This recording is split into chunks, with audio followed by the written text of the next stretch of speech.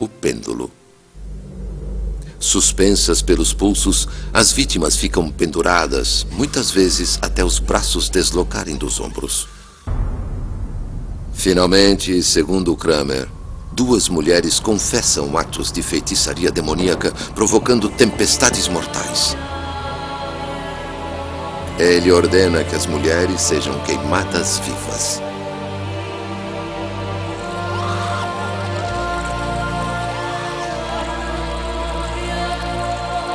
Para Kramer, Ravensburg é um grande sucesso.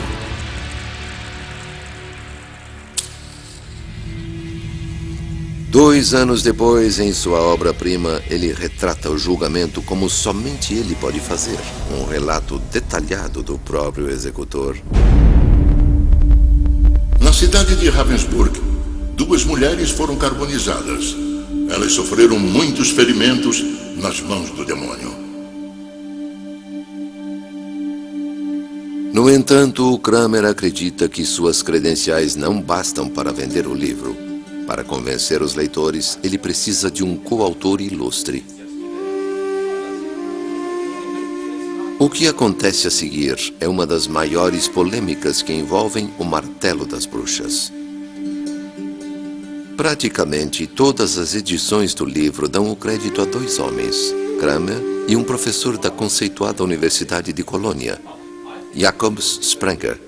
Jakob Sprenger foi um dos líderes dos monges dominicanos na Alemanha.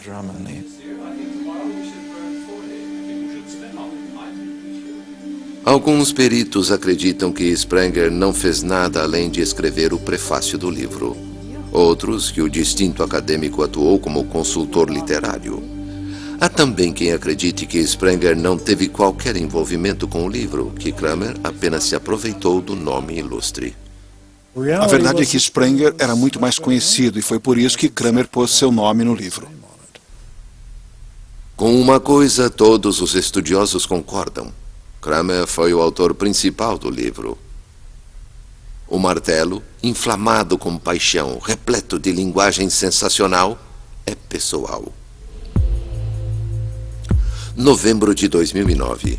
Em seu escritório na Universidade de St. Andrews, na Escócia, o historiador e investigador do Malleus, Peter Maxwell Stewart, procura no texto sinais inconfundíveis da autoria de Kramer. Quando observamos o latim que ele usa, algumas palavras se destacam por serem extremamente emocionais. Ele poderia ter escolhido outras palavras, mas escolheu essas. A palavra spurcícias é muito vívida e particularmente nauseante. Significa sujeira, repugnância. Philocaptionem é uma palavra extremamente incomum. Significa perseguir amantes. Segundo ele, é o que as bruxas levam os homens a fazer. É esse tipo de linguagem que salta das páginas de quando em quando e ilustra a atitude pessoal de Kramer.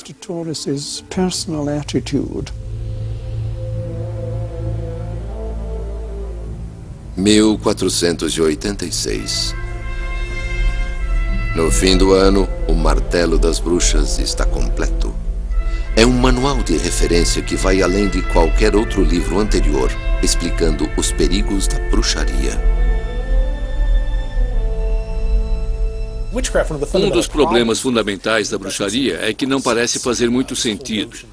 A ideia de que há uma conspiração diabólica e que Deus permite a Satã dar poderes sobrenaturais a essas mulheres não parece muito plausível.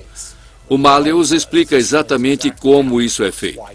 Por que Deus faz isso e mostra as evidências que provam a existência das bruxas. Para defender o que afirma, o livro é organizado em 3 partes. Parte 1. Um argumento filosófico provando a existência das bruxas. Parte 2. Um guia para o clero.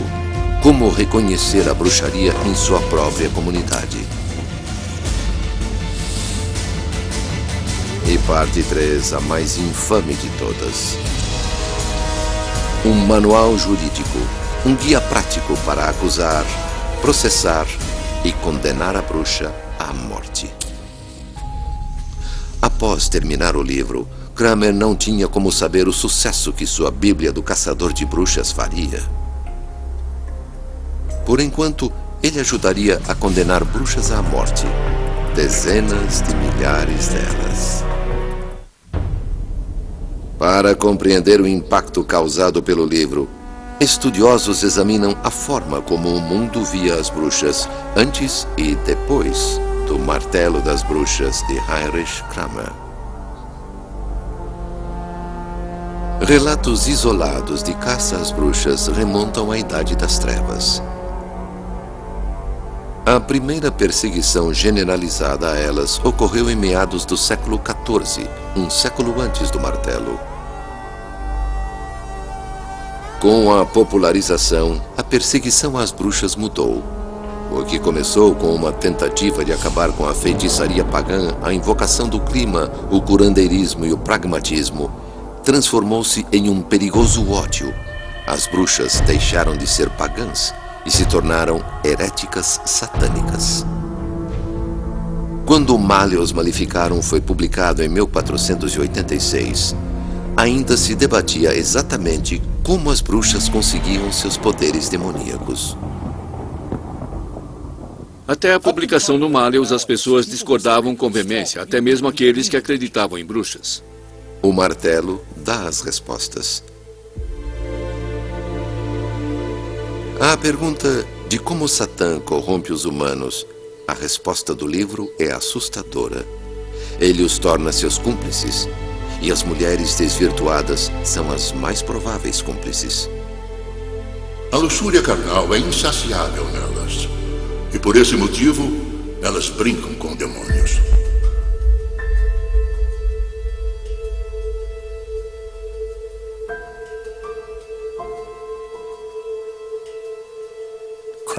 Kramer fornece provas sistemáticas de que essas cúmplices são quase sempre mulheres. O título do Malleus Maleficarum identifica as bruxas como mulheres. O próprio Kramer se refere a elas como bruxas, não de forma genérica, e nem mesmo como bruxos. À pergunta por que bruxas devem ser temidas e exterminadas, sua resposta é ainda mais assustadora.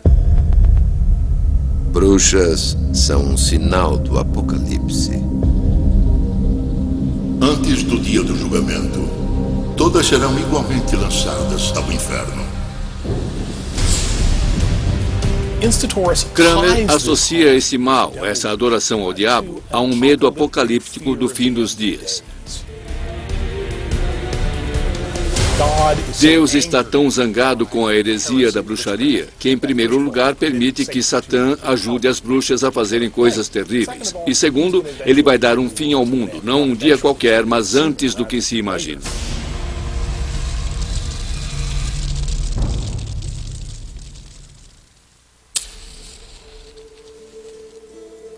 Região do Tirol, dezembro de 1486.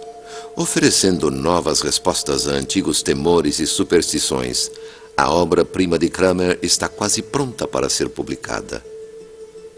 Mas, para garantir o sucesso do livro, falta um último documento, uma análise crítica chamada de aprovação. Da mesma forma que ocorre com o endosso de uma celebridade moderna, sem a aprovação, o trabalho estaria condenado ao fracasso. Não era certo que tudo o que ele alega no texto estaria de acordo com a ortodoxia católica.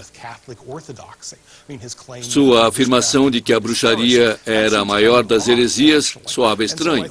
Por isso, imagino que ele estivesse preocupado que pudesse haver alguma dúvida quanto às suas alegações, e assim ele queria algum endosso acadêmico.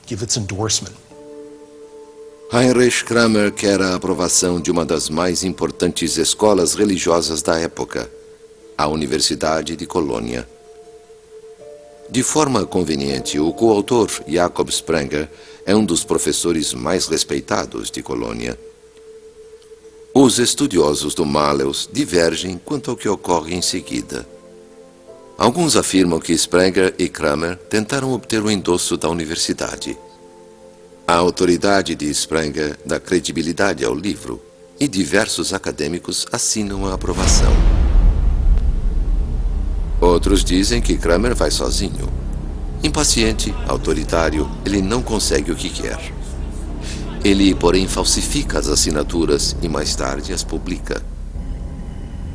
Mas Kramer seria capaz de uma mentira tão descarada?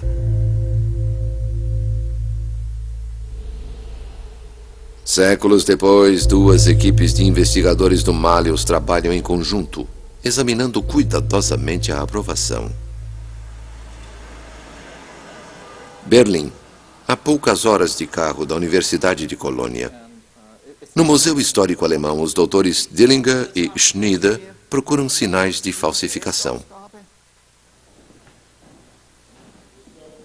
Enquanto isso, em Washington, os historiadores Hans Brödel e Christopher Mackey pretendem inspecionar a aprovação em uma das únicas primeiras edições do martelo existentes nos Estados Unidos.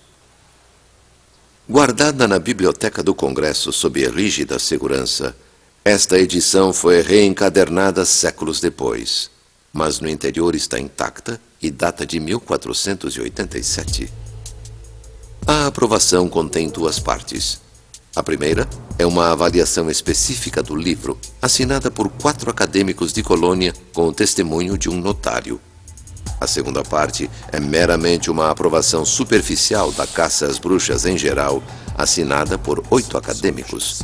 E no caso destas assinaturas, o notário estava ausente.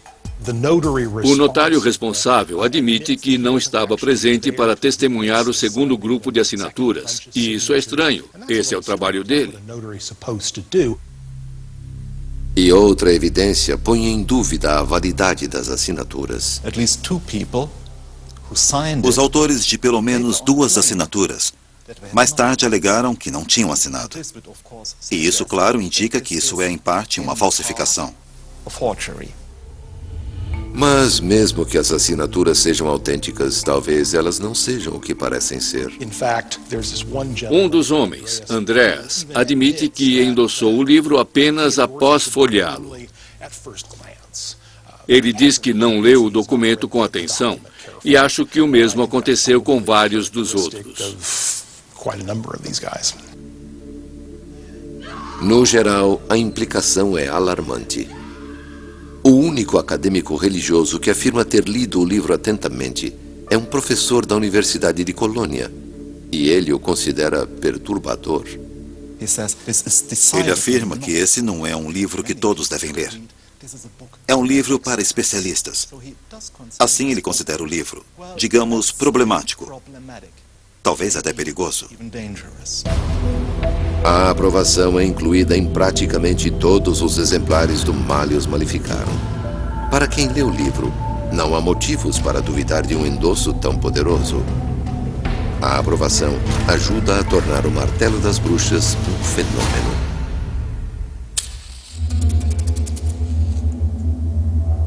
Em maio de 1487, com a aprovação completa, o Malleus está pronto para o público. Impresso pela primeira vez na cidade de Speyer, na Alemanha, a Bíblia do Caçador de Bruxas está pronta para ser lançada.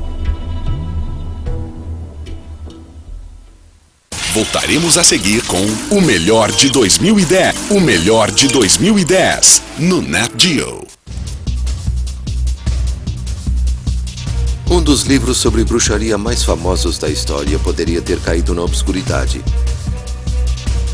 Mas o Martelo das Bruxas coincidiu com uma invenção que mudou o mundo.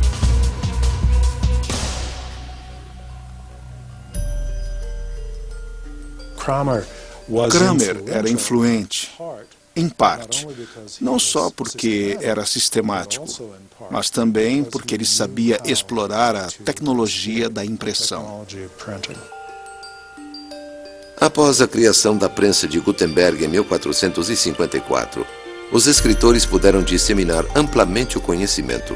Pela primeira vez na história, qualquer um com recursos